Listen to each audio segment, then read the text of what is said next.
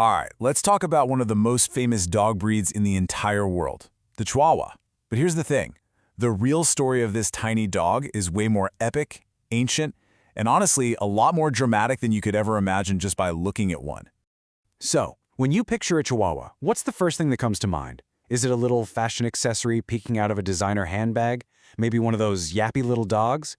Well, get ready, because everything you think you know is about to be turned completely upside down.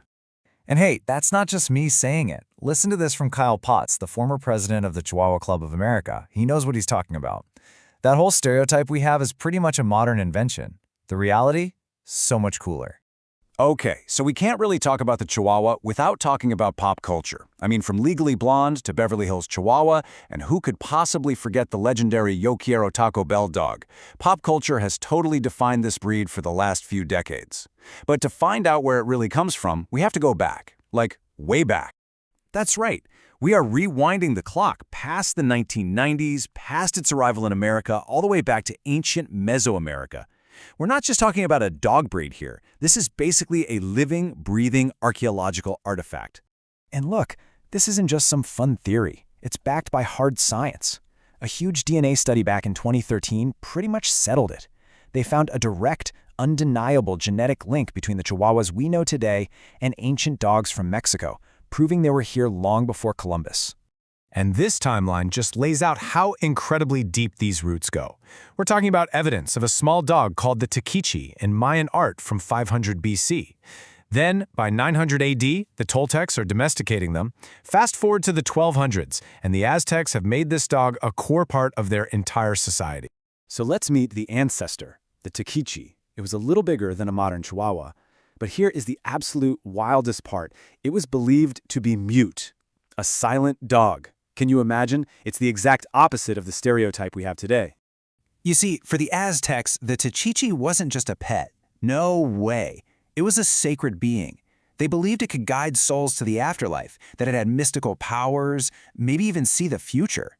It was so important, it was often buried with its owner to be a spiritual protector, and it was even used as a form of currency. This wasn't a lapdog. This was a spiritual necessity. But of course, this special, sacred status was about to face the biggest threat imaginable. When the Spanish conquistadors arrived in the 1500s, it was a disaster for the Aztec Empire, and it almost completely wiped the Taquiche off the face of the planet. Now, it's actually a little more complicated. We have this letter from the conquistador Hernán Cortés himself, where he notes that the Aztecs, even while they revered the dogs, also sold them for food. So their role was already kind of complex. But what came next? That was devastation on a whole other level. 100,000. Just let that number sink in for a second. That's how many of these dogs historians think were eaten by the Spanish explorers, who are often running low on supplies. To them, this sacred guide was just a source of protein. The breed was pushed right to the edge of extinction. And this just perfectly sums up the clash of worlds, right? On one side, you have the Aztecs, who saw a sacred treasure, a spiritual guide for eternity. And on the other, you have the Spanish, who saw a convenient meal. It's hard to think of a more dramatic reversal of fortune for an animal. So, after all that, the Taquiche pretty much vanished. It was thought to be lost forever, just surviving in a few remote villages in Mexico. But then, hundreds of years later, in the 1800s, the story takes another incredible turn with its rediscovery. So how did it happen? Well, American travelers started finding these tiny dogs in the Mexican state that gave them their name, Chihuahua. You had people like James Watson bringing them back to the States, but the real celebrity moment came when a famous opera singer, Adelina Patti, was given a Chihuahua hidden inside a bouquet of flowers by the President of Mexico. How's that for an entrance? And by 1904, it was official. The American Kennel Club registered its very first one, a dog named Midge.